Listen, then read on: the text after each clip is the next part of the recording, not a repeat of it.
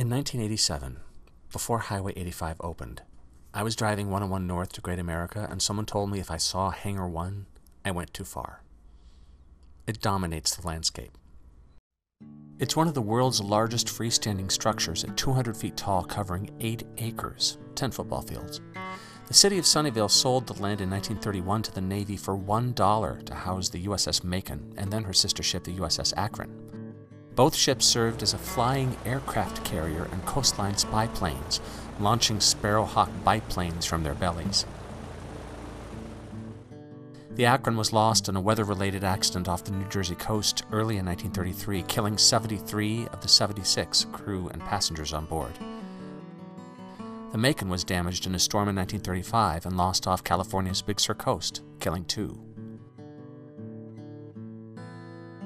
18 feet shorter than the Hindenburg, the Macon and her sister Akron were among the largest flying objects in the world in terms of length and volume. The 2 ships still hold the world record for helium-filled airships.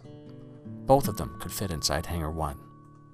The giant clamshell doors were designed to cut wind shear as the Macon and Akron moved in and out. It's so large inside that fog would form at the roof and rain would fall for 5 seconds. Hangar One was designated a Naval Historical Monument. In 1994, it was included to the National Register of Historic Places, and in 2008, Hangar One was listed as one of the 11 most endangered historic places in the U.S. by the National Trust for Historic Preservation, which highlights important examples of the nation's architectural, cultural, and natural heritage that are at risk for destruction or irreparable damage.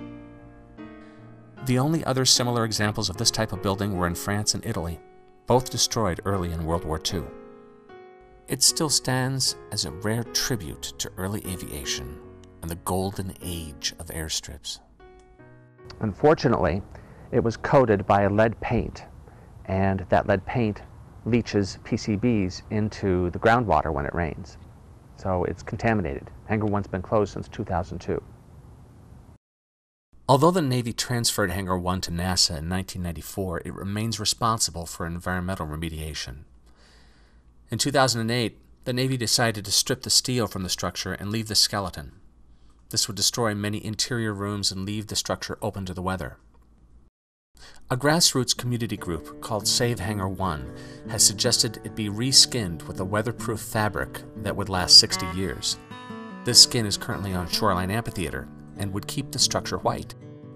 It can then be used for air shows, educational displays, and part of the Moffett Field Museum. Visually, it's an icon of the San Francisco Bay and Silicon Valley and has been here longer than the Golden Gate and Bay Bridges. It would be unfathomable to allow one of these other Bay Area landmarks to fall and disappear. Are we ready to let go of this incredibly important piece of our history? Silicon Valley has become a place rich with financial resources, companies that have invested in a culture of possibilities. Why are we quibbling over a few $1 million while a treasured icon fades into historical memory? Hangar One needs you. The effort to save Hangar One is now at a critical juncture. Demolition is scheduled for the interior on September of 2010, followed by the outer skin. For more information or to get involved, go to savehangar1.org.